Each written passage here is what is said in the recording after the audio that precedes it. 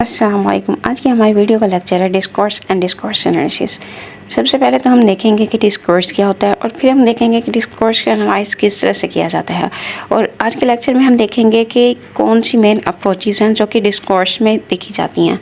तो स्टार्ट करते हैं डिस्कोर्स से। डिस्कोर्स जो है इसका जो लिटरल मीनिंग होता है वो होता है गुफ्तगू करना, बातचीत, इसका लिटरल मीनिंग होता है। और इसके पॉसिबल जो डेफिनेशंस हैं वो ये हैं कि वर्बल इंटरचेंज ऑफ आइडियाज़, कि जब हम बात करते हैं, लैंग्वेज यूज़ करते हैं, उस लैंग्वेज के थ्रू हम आइडियाज़ शेयर करते हैं। और लैंग्वेज जो होती है वो सिर्फ ग्रुप ऑफ वर्ड्स होता है, जबकि जो डिस्कोर्स होता है वो एक लैंग्वेज के हिडन मीनिंग को बताता है। तो इस तरह से verbal interchange of ideas, conversation. और दूसरा ये कि डिस्कोर्स जो होता है वो रिटन भी हो सकता है और स्पोकन भी हो सकता है। मीन्स कि कोई भी गुफ्तगू होती है, जिस तरह से ये मैं लेक्चर डिलीवर कर रही हूँ कि ये एक स्पोकन डिस्कोर्स है, इसमें बोला जा रहा है, जो स्पीकर है वो बोल रहा है और जो लिसनर है वो सुन रहा है।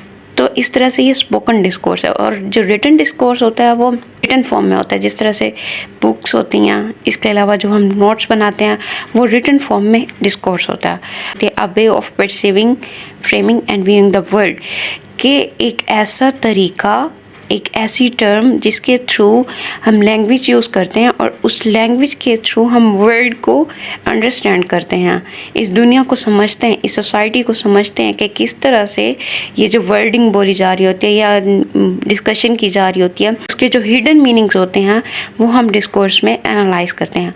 अब हम देखेंगे डिस्कोर्स एनालिसिस क्या होता है। डिस्कोर्स एनालिसिस, जिस तरह से लैंग्वेज जो होती है एक टूल है कम्युनिकेशन के लिए, जबकि जो डिस्कोर्स है वो गुफ्तगू, मीन्स के बियॉन्ड द लैंग्वेज, ये लैंग्वेज के हिडन मीनिंग्स को बताती है, according to the situation, according to the society, according to the surroundings.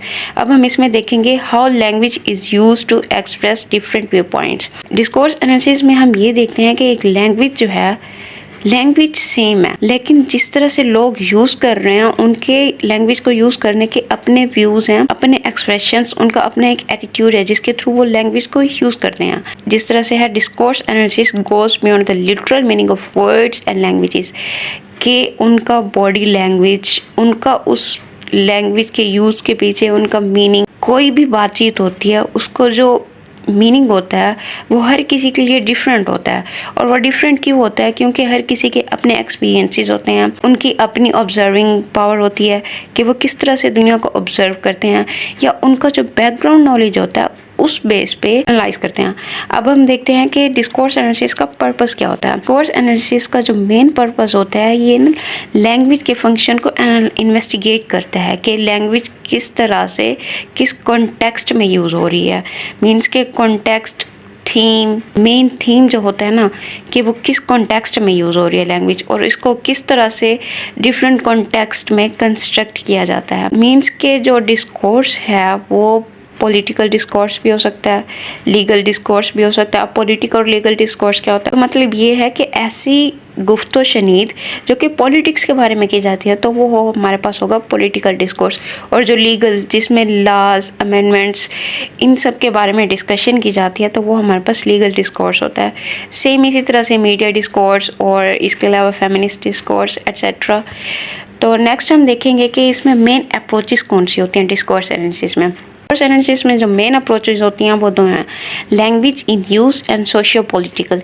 अब लैंग्वेज इन यूज़ क्या होती है? जैसे कि इसके सामने लिखा हुआ है कि discourse analysis, language in use approaches focus on the finer details of language used within discourse such as sentence structures and phonology. Language in use ये एक ऐसी अप्रोच है जिसमें हम एनालाइज करते हैं लैंग्वेज को, कि एक बंदा जब बोल रहा होता है वो किस तरह से लैंग्वेज को यूज़ करता है, कि लैंग्वेज में सेंटेंस स्ट्रक्चर को देखा जाता है और दूसरा फोनोलॉजी को देखा जाता है। जैसे कि इंग्लिश में प्रीफिक्स, इनफिक्स और सफिक्स ये पार्ट ऑफ वर्ड्स होते हैं। प्रीफिक्स वो होते हैं group of letters used before the root word.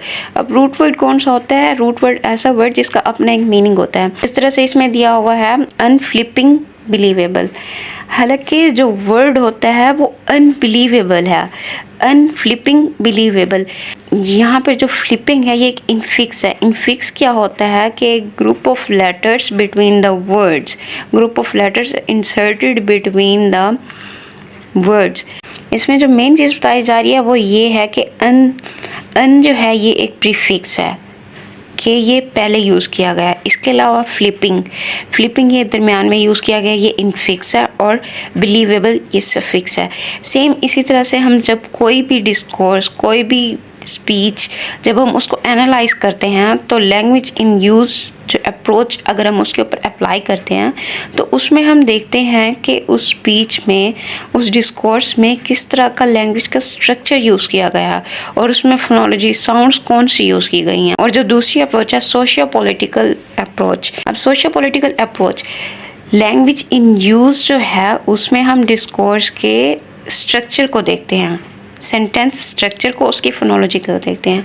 जबकि सोशियो पॉलिटिकल अप्रोचेस जो होती हैं इसमें लैंग्वेज टेक्निकलिटीज़ को तो देखा जाता है, लेकिन उसके अलावा ये होता है कि फोकस किया जाता है लैंग्वेज पर सोशल कॉन्टेक्स्ट में, कि लैंग्वेज किस तरह से सोसाइटी को इन्फ्लुएंस कर रही है, या लोग किस तरह से society according to society language से मीनिंग ले रहे हैं। अब हम नेक्स्ट वीडियो में देखेंगे कि टाइप्स ऑफ डिस्कोर्स एनालिसिस क्या होती हैं। Types of discourse analysis mainly 4 होती हैं: डिस्क्रिप्टिव, नरेटिव, एक्सपोजिटरी, आर्गुमेंटेटिव। मिलते हैं नेक्स्ट वीडियो में टाइप्स ऑफ डिस्कोर्स एनालिसिस के साथ। If you have any question please ask in the comment box. Thank you so much.